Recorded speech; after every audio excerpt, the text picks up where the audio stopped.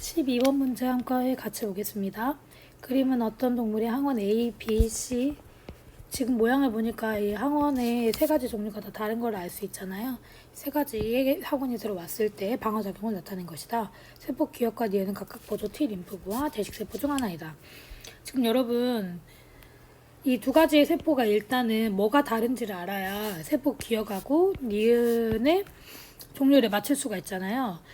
일단은 보면 세포 기억 같은 경우는 항원 A, B, C를 모두 다 식균작용을 했다가 세포 표면에 제시를 하고 있고요. 그에 따라서 세포 니은을 활성화시키는 모습을 보면 이것은 지금 세포 기억이 비특이적 면역에 관여하는 세포이고, 그리고 이제 얘는 그에 따라서 활성화되는 2차 방어작용. 2차 방어작용은 우리가 어차피 제가 또 설명을 할 거지만 특이적 면역하고 같은 말이잖아요. 어쨌든 이렇게 되거든요. 그래서 지금 이 두 가지 세포 중에 비특이적 면역에 해당하는 세포는 대식세포가 되고요. 그리고 이 대식세포에 의해서 활성화되는 세포가 보조 T 림프구가 되겠죠. 자, 이렇게 보고 이 두 가지 세포가 뭔지 찾을 수 있고요. 기억 봐보면 기억은 B와 C에 비특이적으로 작용한다. 맞는 말이죠. 그리고 기억과 니은은 모두 선천성 방어에 관여한다. 선천성 방어는 비특이적 면역과 같은 말이잖아요. 니은은 후천성 면역이기 때문에 틀리고요. 디귿 봐보면 디귿은 니은이죠. 니은은 A에 특이적으로 작용하는 특성을 가진다. 지금 항원 A에 의해서 세포 니은이 활성화되고 있는 거 보이시죠? 그렇기 때문에 이 항원 A, B하고 C는 세포 C하고의 관련 없이 A가 지금 세포 니은을 활성화시키고 있기 때문에 디귿도 맞는 말. 답은 이제 기억 디귿이 되는데요.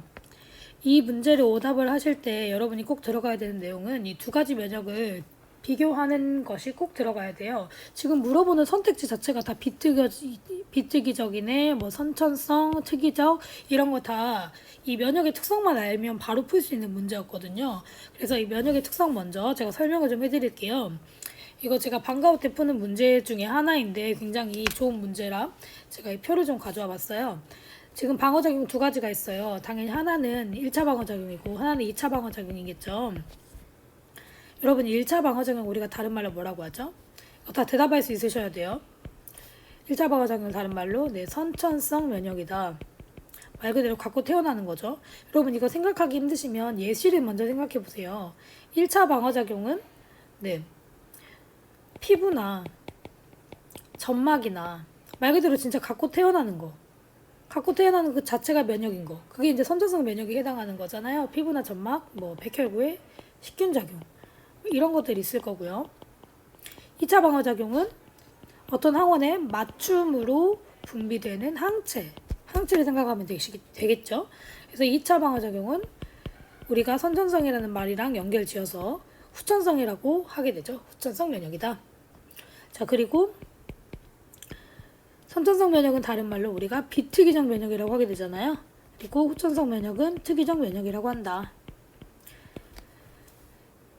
여러분 지금 이 비특이적이라는 말 그리고 특이적이라는 말은 어떤 걸 포인트로 잡으면 되냐면 어떤 항원에 대해서 맞춤으로 뭔가를 하느냐를 초점으로 두면 돼요.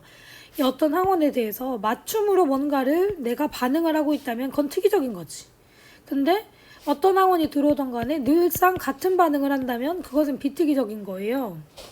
근데 여러분 그 특이적이라는 말을 이렇게 요란하게 생각할 필요가 없는 게 대단하게 특이적인 게 아니라 정말 반응이 늘상 다른 게 아니라 늘상 다 다른 항체, 각기 다른 항체가 늘상 분비가 되니까 각기 다른 항체가 분비가 되는 것 자체가 특이적이기 때문에 우리가 특이적이라는 말이 늘 다른 반응이 나온다에 초점을 맞춰버리면 좀 헷갈리거든요.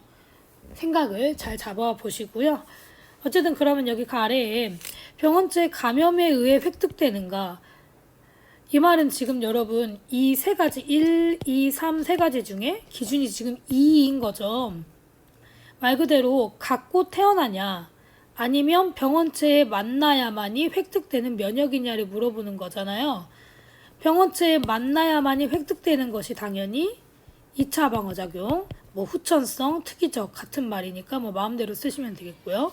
원래부터 감염에 의해서 획득되는 게 아니라 원래부터 갖고 태어나는 것이 이 나에 해당하기 때문에 1차 방어작용이 나가 해당하겠죠.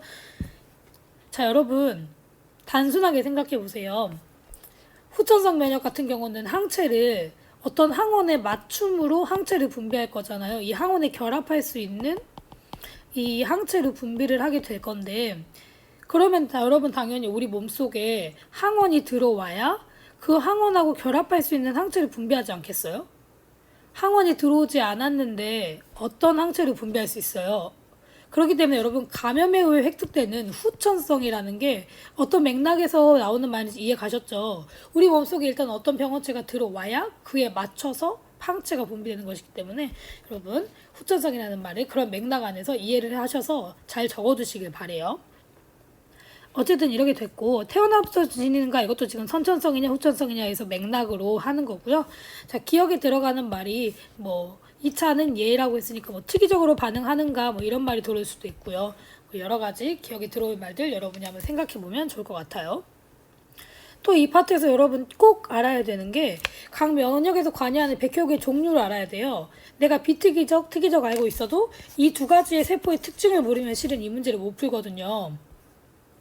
이 1차에 관여하는 대표적인 세포가 대식세포예요. 대부분의 문제에서 실은 이거 여러분 백혈구 종류인데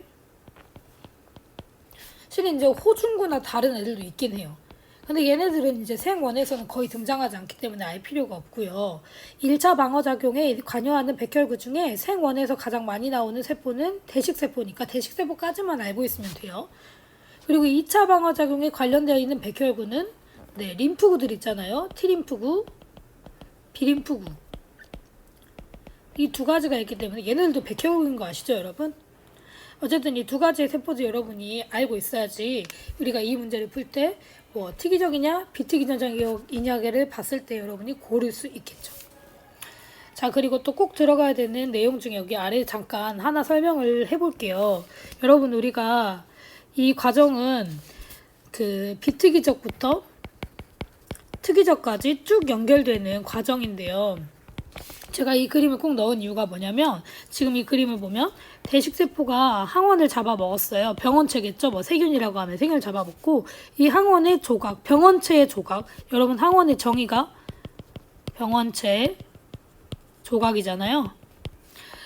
이 병원체의 조각을 세포 표면에 제시를 하면 이 세포 표면에 있는 항원 조각이 T 림프구를 활성화시켜서 보조 T 림프구가 되고 세포 독성 T 림프구가 돼서 얘네들이 또 B 림프구를 활성화시키는 그런 그림인데요.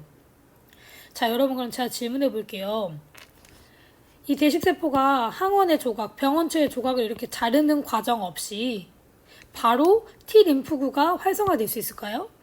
이 T 림프구가 이 대식세포가 쪼개는 과정 없이 항원을 병원체를 바로 만났어요. 그럼 얘가 병원체를 만나서 바로 활성화될 수 있을까요? 제 질문에서 뭔가 의도가 보이시죠? 활성화될 수 없거든요. 그래서 여러분 2차 방어작용이 일어나려면 꼭 선행돼서 1차 방어작용이 일어나야 하는 거예요.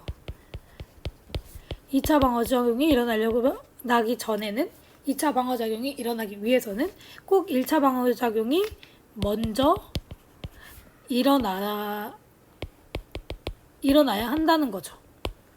그래서 여러분 이 대식세포가 항원을 병원체를 식세포작용을 병원체를 식균작용을 한 다음에 항원을 가공하는 과정 없이 바로 병원체를 만나면 T림프구는 활성화되지 않는다. 무조건 이 가공 과정이 있어야 돼요. 이거 여러분 되게 중요한 거예요. 2차 방어작용이 일어나기 위해서 무조건 1차 방어작용이 일어나야 된다는 점 여러분이 꼭 잘 정리해 두시고 이 문제에 관련돼서는 이 이론 잘 정리해 두시고 오답노트 작성해 보시길 바래요.